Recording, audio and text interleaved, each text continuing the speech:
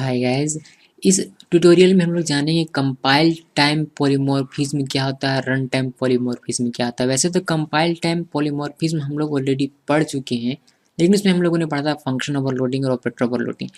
ये compile time polymorphism क्या होता है इसके बारे में हम लोगों ने नहीं जाना, लेकिन उसके जो टाइप्स हैं उसके बारे में हम लोग ऑलरेडी पढ़ चुके हैं। फिर भी हम लोग एज अ टॉपिक इसको एक बार देख लेते हैं, ताकि छोटी छोटी चीज़ें जो वो क्लियर हो जाएं, यानी कि टॉपिक वाइज हमारा कॉन्सेप्ट वो क्लियर रहे। ये सबसे ज़्यादा काम उन लोगों का आएगा जो कॉलेज और स्कूल में पढ़ते हैं, बिकॉज वहाँ टॉपिक वाइज कॉन्सेप्ट आपका क्लियर होना ज़रूरी होता है, क्योंकि एग्जाम में आपको क्वेश्चन के आंसर लिखने होते हैं। ओके, इसीलिए मैं आपको ये बता रहा हूँ। ठीक है, तो कंपाइल टाइम पॉलीमॉर्फिज्म को ही हम लोग स्टैटिक बाइंडिंग भी कहते हैं और इसको स्टैटिक लिंकिंग भी कहते हैं। ओके, कंपाइल टाइम पॉलीमॉर्फिज्म का मतलब क्या होता है ये जान लीजिए। कंपाइल टाइम पॉलीमॉर्फिज्म का मतलब ये होता है कि कंपाइल टाइम पर ही कंपाइलर को ये पता रहता है, यानी कि प्रोग्राम को ये पता है कि कौन सा फंक्शन या फिर कौन सा ऑपरेटर क्या काम करेगा और किसको इंडिकेट करेगा। ठीक है, इसको थोड़ा सा डिटेल में जानते हैं। जैसे कि एग्जांपल लेते हैं हम लोग फंक्शन ओवरलोडिंग का। फंक्शन ओवरलोडिंग में हम लोग क्या करते हैं, फंक्शन ओवरलोडिंग में हमारा फंक्शन का नाम तो सेम होता है, लेकिन उन दो फंक्शंस के आर्ग्यूमेंट्स या फिर नंबर ऑफ आर्ग्यूमेंट्स या फिर टाइप ऑफ आर्ग्यूमेंट्स अलग अलग होते हैं, जिससे कि हमें कंपाइलर को पता चलता है कि कौन सा फंक्शन जहाँ उसको कॉल किया गया उस कौन से फंक्शन का आर्गुमेंट को किस पैरामीटर में पास करना है। ठीक है, तो इस तरीके से कंपाइलर को कंपाइल टाइम पर ही ये पता चल जाता है कि कौन से फंक्शन को किस ऑब्जेक्ट के साथ कॉल किया गया या फिर कौन से फंक्शन को कहाँ कॉल किया गया, और उस कॉल के दौरान उसको जो आर्गुमेंट पास किए जाते हैं तो वह पास किया हुआ आर्गुमेंट किस फंक्शन के लिए होता है। ठीक है, जैसे कि एक एग्जांपल मैं आपको और डिटेल में थोड़ा सा बताता हूँ। जैसे कि एक एग्जांपल अगर हम लोग लेते हैं, एक एग्जांपल कुछ इस तरीके से हो सकता है। एग्जांपल है जैसे कि फंक्शन ओवरलोडिंग में हम लोग क्या करते हैं, जैसे कि फंक्शन ओवरलोडिंग में अगर कुछ जैसे कि एड नाम का अगर कोई फंक्शन है, ठीक है, एड नाम का, मैं ज़्यादा डिटेल में नहीं जा रहा, लेकिन मैं जस्ट एग्जांपल आपको एक दिखा दे रहा हूँ। आप अगर डिटेल में जानना चाहते हो तो फंक्शन ओवरलोडिंग का वीडियो देखिएगा, वहाँ से आपको फंक्शन ओवरलोडिंग का टॉपिक क्लियर हो जाएगा। ओके, तो एड नाम का ये फंक्शन है, यहाँ हम लोगों ने इंट ए लिखा हुआ है। ठीक है, और एक और फंक्शन है इसी नाम का, एड नाम का, यहाँ हम लोग देते हैं इंट ए और इंट बी, यानी कि इसमें दो पैरामीटर्स हैं। ओके, और जब इस फंक्शन को हम लोग कॉल करते हैं तो वहाँ हम लोग पास करते हैं, जैसे कि अगर हम लोगों ने इसको कॉल किया इस फंक्शन को, वहाँ हम आर्ग्यूमेंट पास करते हैं इसको 10 और फिर इसको हम दूसरे फंक्शन को कॉल करते हैं, इसमें हम लोग एड फंक्शन में ही इसको दो आर्गुमेंट्स पास करते हैं 10 और 20। ठीक है, तो कंपाइल टाइम पर ही ये पता चल जाता है कंपाइलर को कि ये जो कॉल किया गया है ये इसको पास करना है और ये जो कॉल किया गया है ये इसको पास करना है। तो यही होता है कंपाइल टाइम पॉलीमॉर्फिज्म। समझ में आ गया? ये फंक्शन ओवरलोडिंग का मैंने आपको एक एग्जांपल बताया। इसी तरह ऑपरेटर ओवरलोडिंग का भी हम लोग जो एक्स्ट्रा मीनिंग देते हैं किसी ऑपरेटर को, तो वो हम लोग पहले ही डिफाइन कर देते हैं। कंपाइलर को पता है कि उसका एक्स्ट्रा मीनिंग क्या है कंपाइल टाइम पर ही।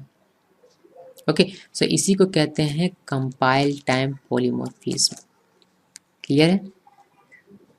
नाउ रन टाइम पॉलीमॉर्फिज्म के बारे में जानकारी हासिल करते हैं हम लोग। रन टाइम पॉलीमॉर्फिज्म के अंडर जो आता है वर्चुअल फंक्शन, इसके बारे में अभी तक हम लोगों ने पढ़ा नहीं है, लेकिन रन टाइम पॉलीमॉर्फिज्म क्या होता है, इसका क्या कॉन्सेप्ट है, वह हम लोग अभी देख लेते हैं। ठीक है, रन टाइम पॉलीमॉर्फिज्म का मतलब ये होता है कि मान लीजिए कि जैसे कि हम एग्जांपल लेते हैं, जैसे कि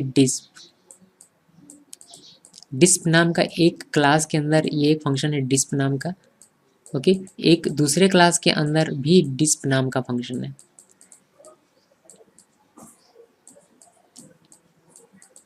इन दोनों में कोई भी डिफरेंस नहीं है, बिल्कुल सेम आर्गुमेंट सेम है, पैरामीटर सेम है, फंक्शन का नाम सेम है, सब कुछ सेम है। हमने इसमें ऐसा कुछ भी नहीं लिखा है जिससे कि कंपाइल टाइम पर ही पता चल पाए कि ये फंक्शन को जहाँ कॉल किया जाएगा वहाँ किस आर्गुमेंट को किस पैरामीटर में पास करना है, फिर ऐसा कुछ भी हम लोगों ने इंडिकेट नहीं किया है। बिल्कुल सेम है, यानी जैसा आपको ये दिख रहा है वैसा ही यहाँ ये दोनों अलग अलग क्लास के फंक्शन है with same name and same argument, ऐसा हम लोग कहें तो ठीक रहेगा। ठीक है, तो इस चीज़ को कंपाइल टाइम पर पता नहीं चल पाता है कि किस फंक्शन को कहाँ कॉल किया गया है, किस फंक्शन को क्या आर्गुमेंट पास किया गया है। जब पता नहीं चलता है तो वह कंपाइल टाइम पॉलीमॉर्फिज्म से हटकर रन टाइम पॉलीमॉर्फिज्म में चला आता है। रन टाइम पॉलीमॉर्फिज्म का मीनिंग ये होता है कि जब भी इस तरह का एम्बिग्यूटी प्रॉब्लम जब भी इस तरह का क्रिएट होता है तो हम लोग रन टाइम पॉलीमॉर्फिज्म के द्वारा इस चीज़ का सॉल्यूशन करते हैं। रन टाइम पर ही हम इसको प्रोवाइड करते हैं इन्फॉर्मेशन कि आपको कौन सा टास्क परफॉर्म करना है। मीन्स जब ये कंपाइल होता है, ये जो कोड्स हैं, ये कोड्स जब कंपाइल होंगे तो कंपाइलर को पता नहीं रहेगा कि क्या इसको आर्गुमेंट दिया गया है या फिर इससे क्या टास्क परफॉर्म करवाना है हमें अपने प्रोग्राम में, ये पता नहीं है।